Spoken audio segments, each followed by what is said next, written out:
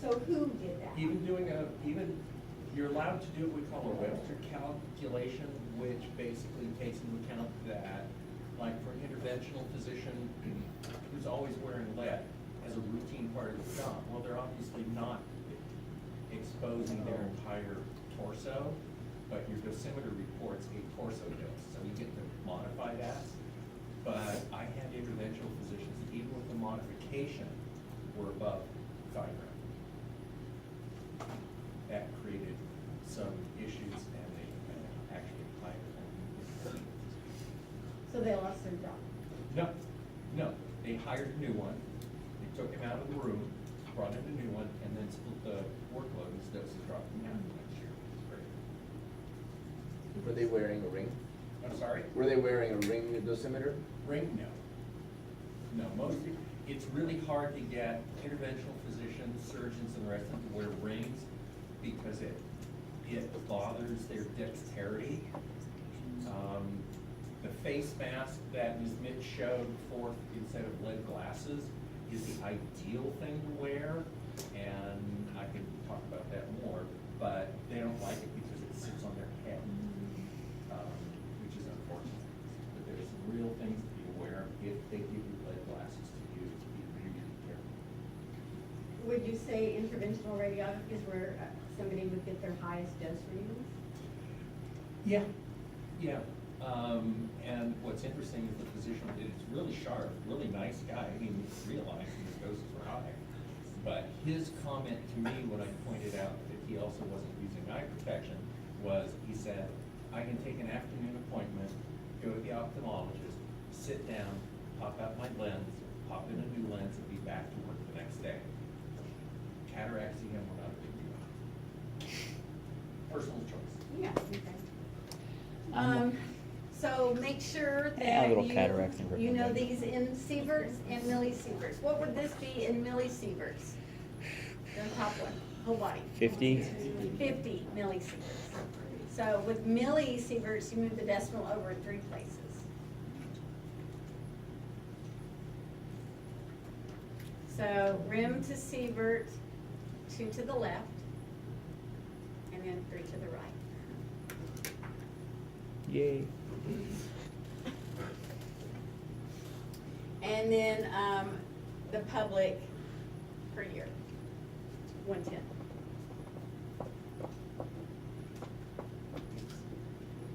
So there are notifications, and you need to know the 2 different notifications.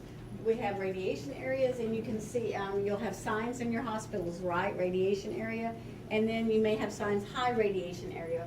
Why do you have one and why do you have the other? It all depends the potential somebody can receive in a certain amount of time. So in the high radiation area, if you're likely to receive 0.1 rem, which would be 0.001 sievert, right? Or 1 millisievert in 1 hour.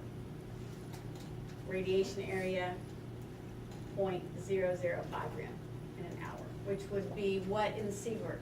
0.0000005, or how many millisieverts?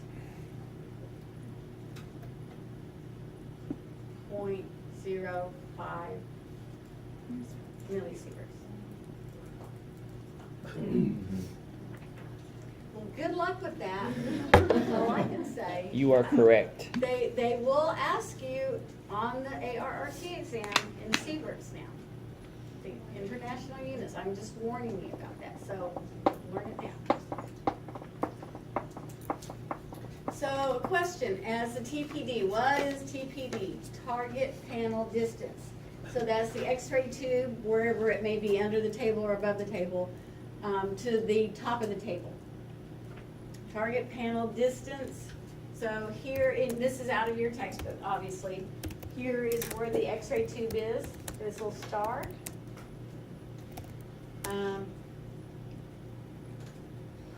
So no, not tabletop, image receptor. That's right. Target panel, the image receptor. So as the x-ray tube, the fluoro tube gets closer to the patient, it's just like an x-ray tube. A lot of these things that we do for fluoroscopy, will work for radiography also. What happens when the x-ray tube? The x-ray tube gets closer to a patient. What happens to exposure? Gets greater. Is increased, right? And so as the tube moves away, it's decreased. It's the same thing for here. Okay, so as the target panel distance is decreased, the patient exposure increases. So it's just showing you here at a 40-inch SID, it's 72 milli-ar. At 20, it's 128. You know, those are arbitrary numbers, but you get the idea. So the filtration, you'll be asked this question: what is the minimum filtration? It's 2.5 millimeters of aluminum equivalent, and that is total filtration, 2.5. So that's minimum. Usually in your fluoroscopy rooms, it'll be 3. That's very common. Remember this one, beam intensity shouldn't exceed 2.2 R for every MA for every minute. Remember my question, it was like something like for 3 minutes at 2 MA, what is the beam intensity? And so you just multiply 2.2 times 3 times 2. Do you remember that? You don't remember that, Shonda? Slightly. Okay, vaguely. Hey, well, that's why we're talking about it again. It's just always to review. 2.2 times the other two factors, Yes. right? So for every, the beam intensity should not exceed 2.2 R per, 2.2 R for every minute of fluoro time for every MA. So when you activate the fluoro, you'll get an MA reading on your control panel. So whatever that may be. What are normal MA, what are typical MA readings? 3 to 5. 3 to 5. Okay, so, so this will be, and newer machines, I've seen them less than 1. And then as the machine gets older, it tends to go a little bit higher. But for every minute, so you just multiply this. The tabletop, when you have the fluoro tube underneath the table, you don't want the tabletop attenuating your fluoro beam or your x-ray beam, regardless. And so there are, so what are the tabletops made of? They can't, whatever they're made of, they're usually carbon fiber, they can't act like any greater than 1 millimeter of aluminum equivalent. And then add 100 kV. Has to be less than 1 millimeter of aluminum equivalent. So it's not very thick, and so the carbon is strong. It's strong. You know, every table has a weight limit, correct? Mm-hmm. Every table has a weight limit, so you need to know what that is if you have an extremely obese patient. And I know in our new room, it tells you on both sides what the weight limit is, and it tells you, what is it? Hang on. It tells you, it's something, I did not see the lose weight. Lose weight. What is that? You're in trouble. American table and then European tables.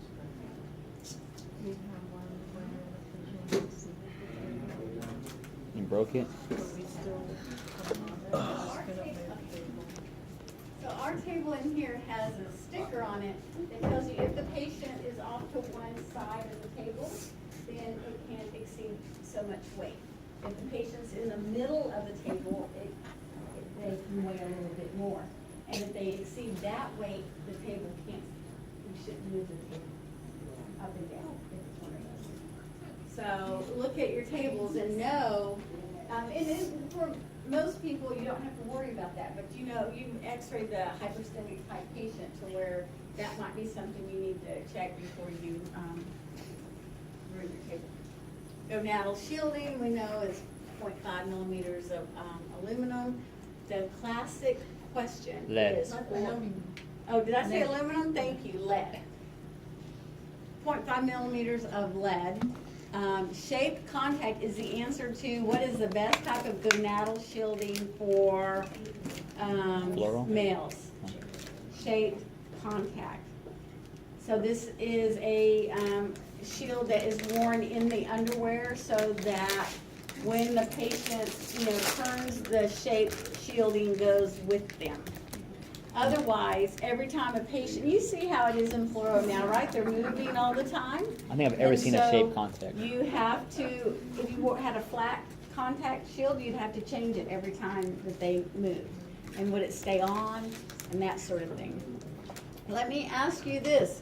If you're using a flat contact shield and the fluoro tube is underneath the table, where should the shielding go? Underneath them. Underneath them. We shield to the primary beam. Okay.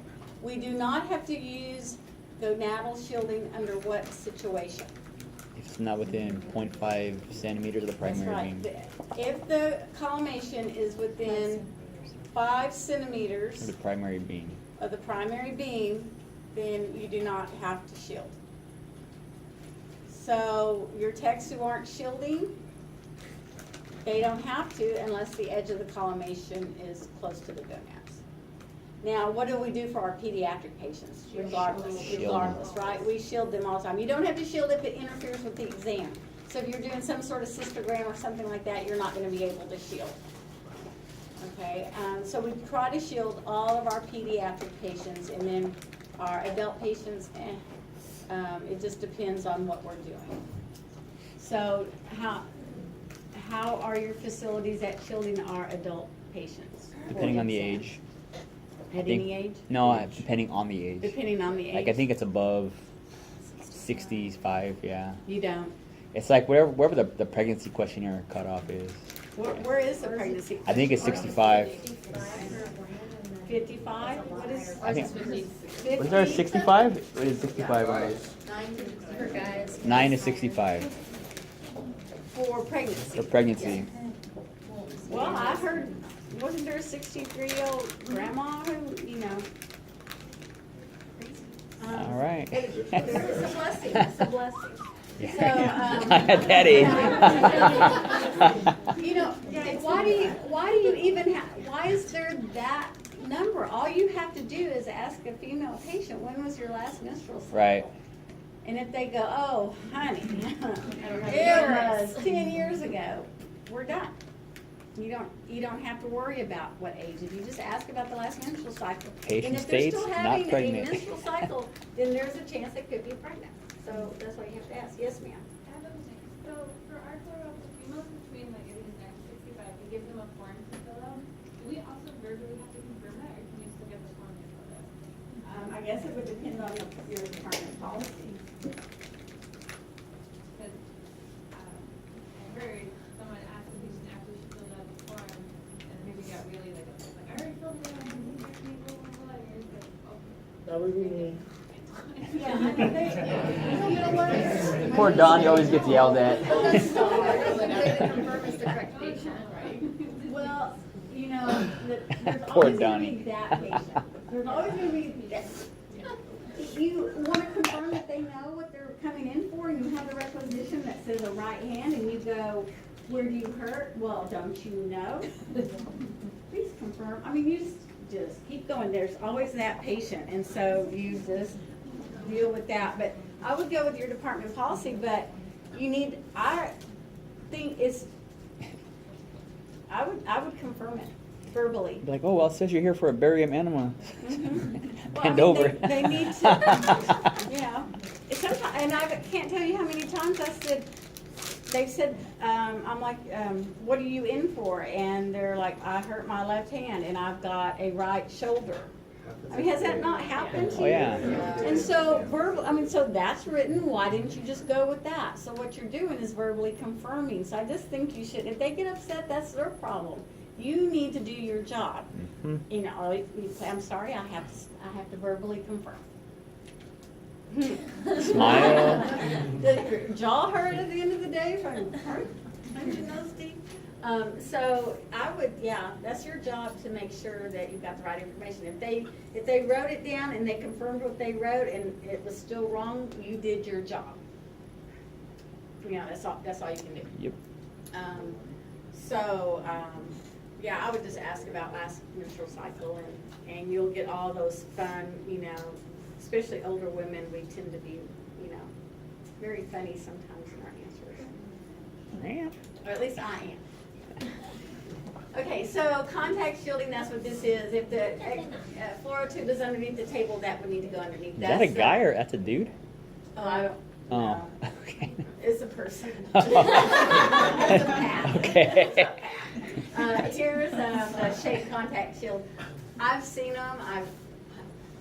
I have not ever seen one while I was a radiographer. Never seen one. We have one here. Right here. Let me show it to you. Ta-da! Go play baseball. I know, right? They're supposed to be worn in athletic. It looks pretty beat up. I don't know what they've done. Are we supposed to do you have gloves or what? No. Shannon wants to see it. No. It's not used. So did I take that home after use? You clean it? I'm You cleaning give it that up. back? That's very nice, Miss Mitz. Very nice. Thank you. My first Shape Contact Shield. And your last one too, right? Okay, when the patient, as the patient is a scatterer, where do you want to stand in relationship to the patient? 90 degrees. At 90 degrees. So that is where you're going to get the least amount of scatter. So this is looking at a chest x-ray, primary beam. And so where would you stand? If you had to stand in the room with the patient, let's say they're a little shaky, I don't know, you put on your lead apron, you just want to be there right next to them to make sure that, you know, that they don't fall or whatever. And so I recommend if they're that, Put them in a you know, gurney. then you sit them down. But anyway, you would want to stand right here next to them, not here at a 45-degree angle, because that's, you're going to get your most, not your most, get more, least amount. So with scatter radiation, from 0 to 90 degrees, at 90 degrees you'll get, it's the weakest amount of scatter. Anything less than that is stronger. Now let me tell you, radiation that goes back in the direction of the source is called what? Backscatter. There you go. I know, it's like too easy, right? Backscatter, and it can retain up to 2/3 of its original energy. So you do not want to be standing here by the x-ray tube for two reasons. For that reason, because backscatter is strong scatter, can be strong scatter, and then what? Tube leakage, right? X-ray tubes leak. So you need to make sure, you know, understand where you're standing. I can't tell you how many times I've stood in the wrong place. So it's important that you know where to stand. I would take x-rays, how do you take an x-ray of a pediatric patient that is not tall enough to stand at the wall unit and too big for a pigostat? Okay, so you put the patient down here at the end of the table like this, and then x-ray tube there, I right? see other. Even Other way. Too. So AP. the X-ray, so the AP. bucky comes this way, and it makes almost like a little chair for them. Okay, you're, They put their back against the wall bucky. oh, so you lower the wall, Becky? Yeah. Yeah, so Even for a They sit on a little? little. So this is the table, this is the wall bucky, so it comes together. Oh, your table and wall, Becky, comes together, and so Yeah. their legs are straight out here, and then their back Yours does that? Usually put them on a sponge. Really? on a sponge, okay, to prop And them then up a little. parents come behind and hold. So they're Okay, come behind what? The wall bucky. Okay, and that's good that the parents doing that. I don't want you doing that. Why is that not a great place for you to be, even with the lead apron on? So here's. Yeah, you're getting blasted. So where would they be, kind of off to the side, right? So the wall Becky would be here, the child here, and they would reach over it like Yeah. that? Okay, because And the then for x-ray tube there. lateral, They're facing baby.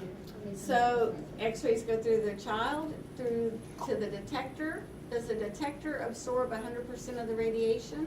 So it goes on through, and so you're standing there with the lead apron, and then you'll get some of that. So it's not gonna be the primary beam, but you're still, it's just, all you have to do, if you're the one holding, That's all you have to do. Just come around to the side, not behind the wall unit, just come around to the side. And then you're 90 degrees to the patient. And that's a better place to stand. I did the same thing. I would put the child down here at the end of the table like this. And so the x-ray tube would be there. I'd put on my lead apron. Their little legs would be kicking. And so I would lean up against their little legs. And then I would put the, cassette here. And then grab their arms to each side. So they're leaning up against me with their arms. And their head would be about right here. And the cassette would be, right under their chin. And then I'd get my coworker to make sure, center. And I'd be looking at the child going, you're okay, you're okay. And I'm here. X-ray tube, child, interceptor, Me. gonads. So, lots of times doing that. So again, of course I'm holding their legs down, but it would have been better here. So just pay attention to where you're standing in relationship to the patient if you happen to be in the room. If you're in the room during fluoroscopy, what are things that you can do to reduce your exposure while you're in the room? Stand far behind the doctor. Stand behind the doctor. Are they okay? Are they always in the room, everybody? No, sometimes they're outside of the room working the controls. So now where do you No, stand? You never. don't have a doctor. Huh? Okay, the portable lead, that's a great place. 90 degree from the patient. 90 degrees from the patient, and where, 90 degrees here? If you're able to, like, back away from the patient. Yes, you can back away from the table. What are you doing when you're here by the patient? Assisting the patient. Okay, assisting the patient to turn a little bit? Right. Okay, so you turn the patient, and the doctor's doing fluoro. What do you do after you turn the patient up? Back away. Back away. Do what you need to do, whatever it may be, and then step back. Do you have to go way back over here? No, but just step back. You've got your lead apron on. And notice how every time I approach the table and I'm backing away from the table, why am I doing that? Because is it open in the back or is it all the way around? So it's open in the back, so you don't want to walk like that. So these are little things that add up. So once you back away and you need to leave the room, you can certainly do that. But, when you're close to the table. So distance is a great radiation protection, and then with the standing behind the wall barrier, the mobile barrier, that's another good thing. If there's somebody else in the room standing behind them, you can fight who's in front and who's in the back. So patient holding, since we're in the room with the patient, we try not to hold. We have positioning aids, the sponges and tapes and sandbags and whatever we need to use to try to hold our patient in place for our exposure. Do you use those very much? You use sponges? Yeah. Do you remember being All in the time. lab? How you always wanted those sponges? You were so cute. You guys use back sponges? then. I remember those days. I still use sponges all the time. Well, and you, Sponges, but then they're radio opaque. your sponges are radio opaque? Why are they radio opaque? Because they have the plastic on? They show up. They show up a lot. Like you can the see hand clear one, lines. Yeah, if you use the hand one, every single line will show up to step one. Oh, I don't use it for Well, hands. your I use the angle detectors sponge to in, hold them up. digital radiography are very sensitive. And so that's a good thing. You can, what does that tell you? You can use less radiation, but do you use a big 45-degree sponge to hold your patients up for an oblique and stuff? Oh my gosh. Yeah. See, I never use those. But you obviously have them though, right? I use them all the time. Yeah, I never use You're just that good, Miss Miss. Yeah, I know, right? Okay, so anyway, try to use your positioning, try to use, the parents if they're there with the pediatric patient. Good luck trying to get a nurse to help hold if you're up somewhere else, although you may have nurses that, I was gonna say, do you? Do nurses help you hold? We say X-ray. Oh yeah, they're so eager. They love Sometimes, holding. maybe ER and stuff, yeah. Oh, you NICU, don't need they on have your to. nurses. But it helps to try to get somebody else to hold. You do not need to be routinely holding. Okay, this is your career, you have a long life in it, I hope, and so you don't need to be subjecting yourself to that. So don't, only an emergency, not routinely. What is the student limitation for holding? We don't hold. Yeah, you're not supposed to hold. Now, after that was being said, if there is an emergency and the doctor, radiologist tells you to hold the patient, you hold the patient, okay? A patient's life comes first, okay? I can't think of an emergency, but if there is, or a radiologist is, and you know when they're stressed, you know when it's a bad situation, then you do what you're told to do, and then we'll take it from there. You know, you're not going, you know, I'm sorry, I can't hold. I'm a student, I can't do what you want me. You know, so, so I would say if there was a severe emergency, which I can't even think of, unless you can think of an example. Baby was aspirating. Okay. So I had to put on a recovery position. Okay, baby was aspirating, and so you held, during what, fluoro or routine? Okay, yeah, and so, absolutely, is the baby okay? Yes. Okay, so yes, the baby's aspirating, the doctor says do this, hold the baby, and absolutely do something like that. And thank you for telling me. We'll have a talk afterwards. Oh, the doctor. I'm kidding. The doctor didn't tell me, I just noticed and then immediately. Okay, good. You did good. Shannon, you're a hero. Yes, you're a hero. And then, if whoever is holding, it is your job to provide them, a lecture. And you need to educate them where to stand. I mean, 90 degrees, you can show them where to stand, how to hold. They can wear the lead gloves if they want to, just make sure the lead gloves aren't in the way of the, all the show the chart. And you're good to go. Have you gone to surgery and the physicians, or any of the techs don't want the lead aprons? Have you done surgery? Anesthesiologist. The anesthesiologist doesn't want them? Everyone wears them? Some stand behind the lead. Or they just get behind the lead, the barrier. I've had doctors who, you know, they're like, oh, I'm too old to be wearing that, I don't need to wear that.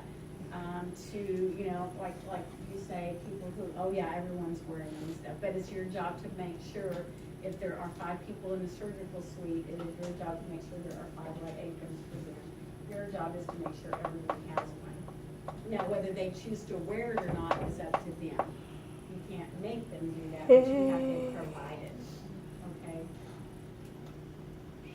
So over versus under, some of you have, I call it the classic setup where it's an x-ray tube, but it's fluoro because it's not static, it's moving, continuous. So you have your fluoro tube underneath the table. Some of you have your fluoro tube over the table with the image intensifier underneath. And so which one would be better for personnel protection? Under. And it's the bottom one where it's underneath the table. You've got the table absorbing some of the radiation and it's going lower versus up to the lens of the eyes and the thyroid upper body. So that is why, this is why, when the doctors are outside the room, behind the glass panel, doing the controls, that is why. It was designed, they knew that. The people who designed that knew the exposure to the operator was higher, so they put the operator outside the room. How lovely, right? How do they communicate with the patient? Speakers. Turn over, please. I mean, poor, what is it, you know, patients, are they in the room by themselves? They're in this big room, and here you see people behind a leaded glass, and what are they in? A little gown? I mean. Gown and their chonies. And so where are we? Okay, and what do we have on? A lead apron, so it's a little, you know, tough on them. So your patient care skills, I think, are very important in that kind of a situation, just to make sure that the patient, you know,